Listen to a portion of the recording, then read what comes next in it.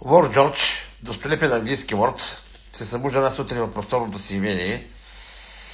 Става, протяга се, отваря завесите, тъмните завеси, отваря прозореца, то било взима сняг, мразовита сутрин, поглежда да е през прозореца и какво да види долу, нарисувано с урина, Лорд Джордж е пера.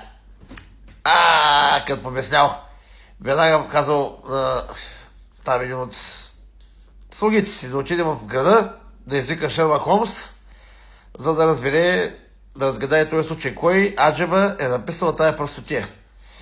Дошъл Шерлок Холмс, смукнал от волата, гледал, слязал долу, гледал така, нали, написаното и с малко се качил в кабинета на лорда, сядал на един лещи стол, продължил си пуши и казал: много уважаеми господин лорде, разгадах случая.